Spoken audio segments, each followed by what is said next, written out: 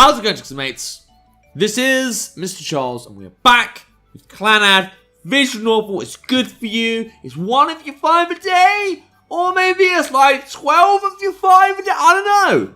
It was so healthy. So look at the energy on my face. Mate, my face. Look at my fucking gut. Look at this little fatty bit down here. Mate, Clannad is so bad for you. It's worse than like 20 hamburgers. That was a quick switch in opinion, but I don't know, maybe I'm just a weirdo. Alright, previously, for like the 10th time, we made a commitment to open the drama club and help Furukawa with her dream. Is it gonna happen? I don't know, but honestly, if it does happen this time, I'm really curious to see what show she puts on. But we'll probably have to wait at least another 50 episodes for that shit to actually, you know, progress, because I'm still going through all the fucking chorey shit of fucking making the right decision to get the playthrough actually moving on. Anyway, we're going to continue off. During classes after lunch, I look out from the window and see a certain student bunny hopping still in his school uniform. What the fuck? If you'd put that much work into sports or studying, you would have turned out great. Do you mean Sunahara? What the fuck? Homeroom ends and it's after school. Why on earth would Sunahara be bunny hopping? Sunahara comes up to me, weaving his way through the students heading home. The time has finally arrived. Your hair's pretty messed up. What kind of training have you been doing? Or been off doing? Oh, is he doing like exercises or some shit? That doesn't really make sense to me, but I'll accept it for what it is. For the last part, I hung myself from an iron bar and did upside down sit-ups. Even the sports clubs don't do that kind of harsh training. It feels as though my body has finally woken up. I see, so your sleeping sphincter muscles have finally awakened.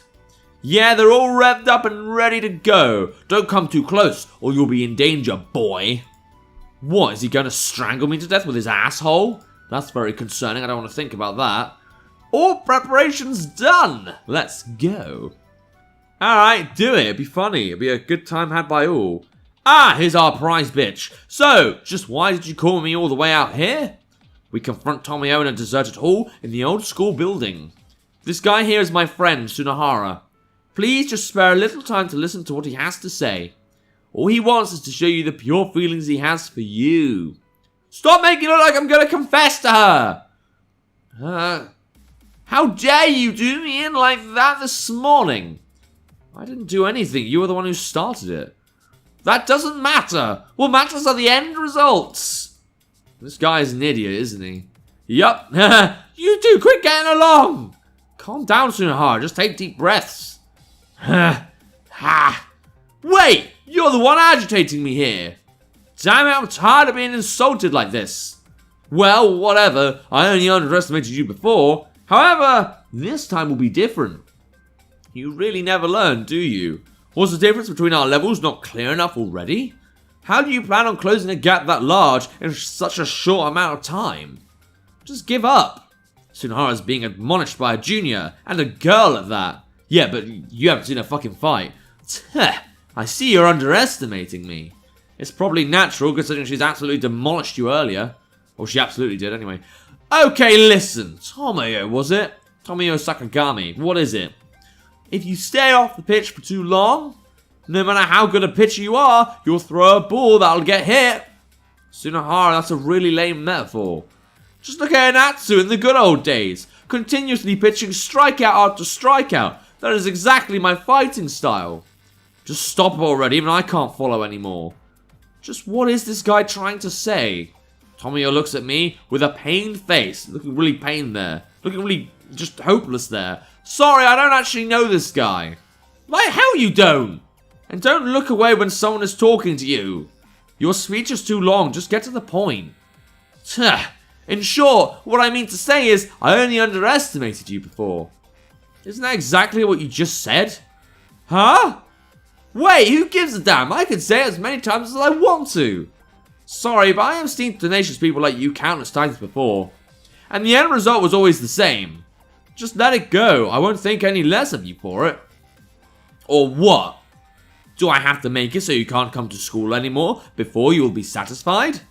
Even when faced with a situation like this, she can say a line like that. Sunahara, who was actually the one who came to pick a fight with her, starts to become flustered. It must be because of her immense composure. Ha! However, even Tsunohara can't back down after coming this far, so he tries putting up a front of bravado as hard as he can. I wonder which one of us will be the one to not come to school anymore. That'd be you. Don't answer me, damn it! You there, the one with that's with this guy, but is pretending to be an outsider. Apparently that's me. You'll back me up, right? That I was only acting in self-defense? Yeah, and in the future as well, no matter how many times you need me. Ha, alright then. In that case, I'll take you on. Ha ha ha! That's some confidence you got there. So what would you like me to do? Shall I send you flying for a bit? That sounds like fun. That's actually one of my specialties, so leave it to me. As if that's even possible. Quit nitpicking and come at me. Alright. It takes just an instant for her to dash right after Tsunohara. Huh? Damn it! Tsunohara holds out his arms in defense, but in vain. She slips right through them, leaving the two face to face. Then, using the momentum accelerated from her dash, she unleashes onto him a massive flurry of kicks. Begin the combo. Oh, he really is flying. Outside or open the chute. Oh! I quickly run up to the garbage disposal chute, thus setting the wall and open the lid. Yeah, and then down you go. With her final kick, Tsunohara is then plunging headfirst into the open hole in the wall. Wah! Help me! Oh, just relax your shoulders. Bit by bit, he slides further in. This can't be happening. Okazaki, save me. Slump. His body sinks further and further into the wall. If you didn't know the situation, it would look like the lower half of someone's body is attached to the wall. It's an extremely eerie-looking sight. Slump! Ah! Gwa! Only the tips of his shoes, clutching to the edge of the wall, are left visible. If I move your feet, you'll fall. Should I? Ah, so you want to fall. Okay, I understand. I didn't say anything. With the flick of a finger, Tamayo removes Tsunohara's grip on the chute. Don't get any mercy. Wait, wah! Ah! And then he falls to his death. Oh, his wail of death. That's quite a coincidence. Slowly fades off into the distance. Suddenly her body stiffens. Oh, and then she's very nervous for her well-being. This is bad. He might have died. Nah, it's him we're talking about. He'll be just fine. I answer her refreshingly and top it off with a thumbs up. A big thumbs up even. Really? That's a relief. I based that on absolutely nothing, by the way. Ha ha! Ha ha ha! We laugh together as if we're some sort of teen drama, or in some sort of teen drama. Well, with this, I'm sure he's finally learned his lesson. I hate to disappoint you, but he's not the kind of guy who'll learn his lesson just like that. That's troubling if that's the case. Please talk to him and get him to stop. It'd sure be nice if he were the type to actually listen to what I have to say. Yeah, I mean, if there's one thing these timelines can't change, it's how stupid Tsunohara is. Aren't you two friends? I'm really not sure. I only hang out with him because it's fun watching him go crazy. I mean, yeah, but no, I'm pretty sure I'd count you guys. You go to his fucking house. What more evidence do you need? So you mean to say that this is going to continue? Until he gets tired of it, at least, which could be never. I've really gotten myself caught up in something bothersome here, haven't I? Well, if it really starts bothering you, just tell me. It bothers me plenty already. Honestly, you don't look too bothered by it to me. Sniffle. Perhaps worrying that she might be sweating, she tugs her turtleneck shirt and puts her nose underneath. After taking a deep breath, she adjusts her collar back to normal. What? But even so, why does she do that? Watching the two of you does bring back memories. I think it's nice being able to do crazy things like that. You've been doing some awful crazy things here too, you know. Better yet, you've done things even far more incredible in the past, if those rumors are to be believed. I wonder if she's been trying to restrain herself these days. If you've even the least bit of conscience in your heart, please make him stop. Maybe if I feel like it. Yeah! I'll be hoping for that. Saying that, she leaves. I'm gonna miss that bitch. Okay, what's next? Maybe I should go. Well, I mean, you're not giving me a decision yet. But the next one's either help or I would. Both of them could mean anything. I'm standing in front of the drama club room. I'm back here again. Do I really feel that much of a sense of responsibility? I'm even ignoring my schoolwork, so why am I going to these lengths?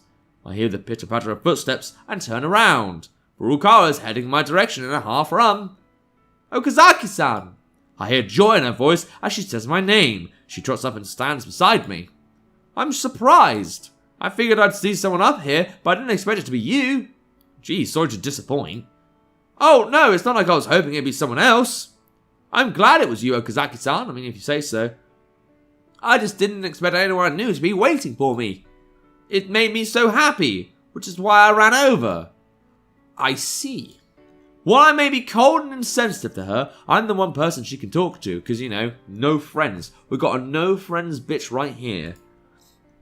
So, what should we do now? Well, I open the door.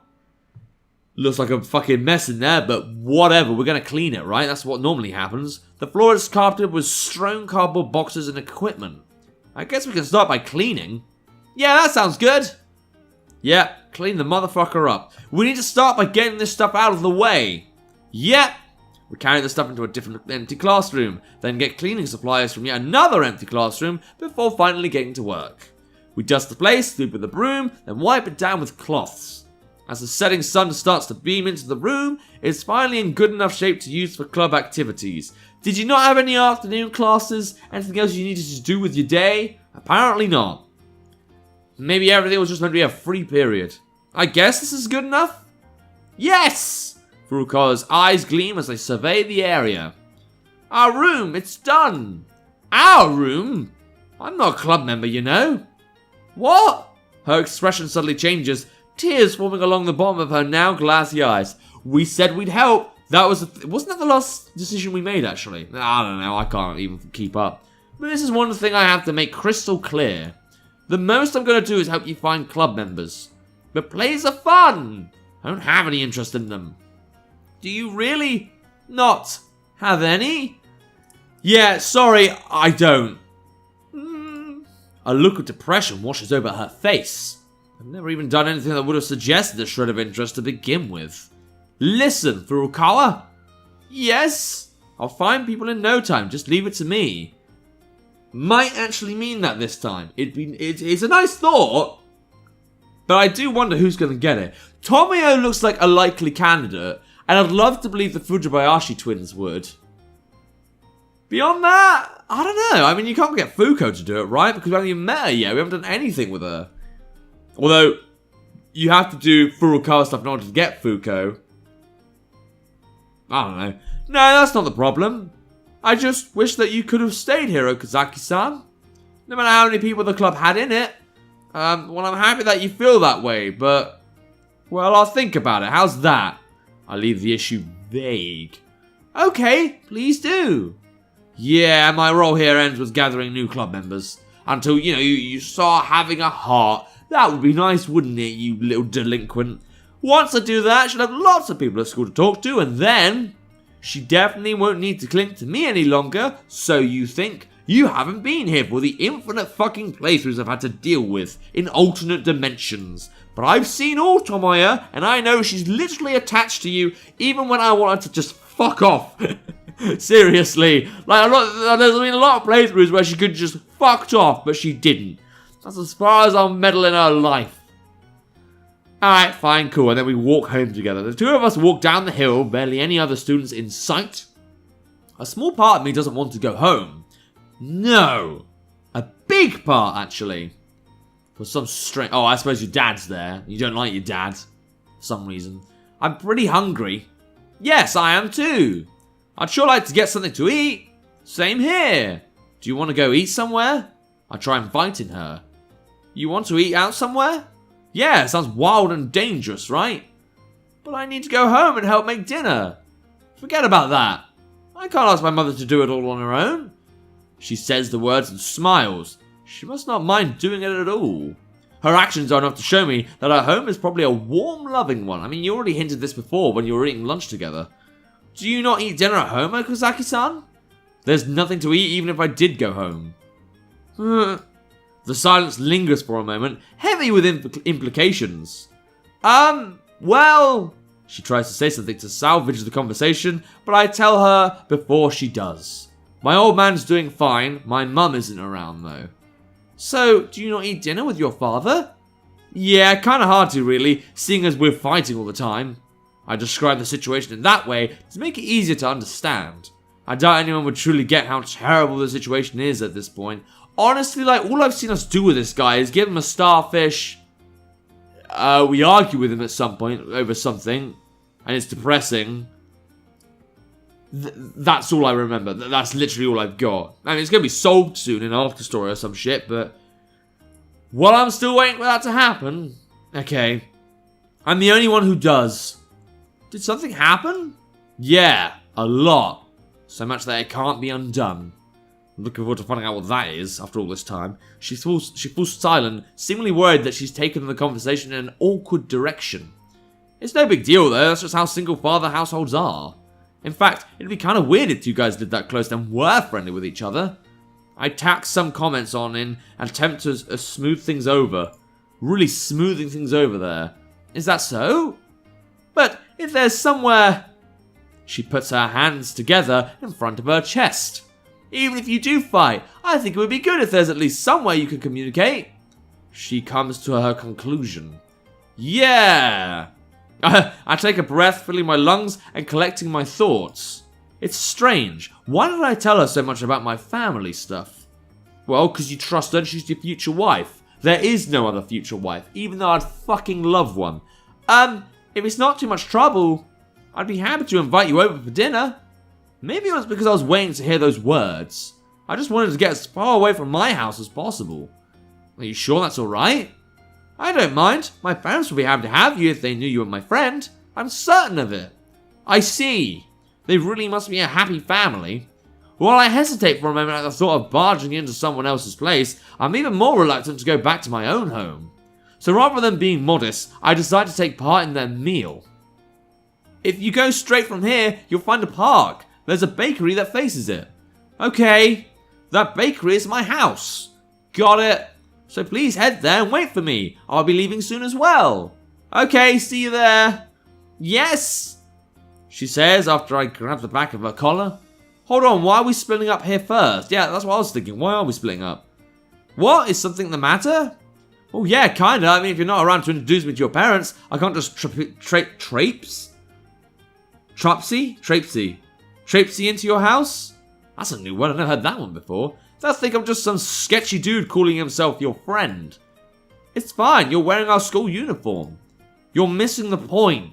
Hell, it'd even be weirder if your parents let a stranger right into their house and we all started watching TV together like one big happy family. Like I said, I'm confident it'll be okay, trust me. My parents don't worry about things like that. It won't be weird, they'll treat you kindly, I promise. Well, they are lads, I have met them before. That's pretty nuts. What kind of family are they? I can't even imagine. I look up to the sky. Oh no, there's clouds in the sky. On that dramatic note of knowing that there are fucking clouds looking down at us. It's a good time to end the episode. Honestly, I don't even remember what Tommy freaked out about. But whatever it is, I guess we'll find out in the next episode. But if you want to play the game for yourself, see if you can avoid the clouds of terror. There'll be a link to the game in the description down below. And without further ado, look out for books, subscribe to the channel this time. See ya!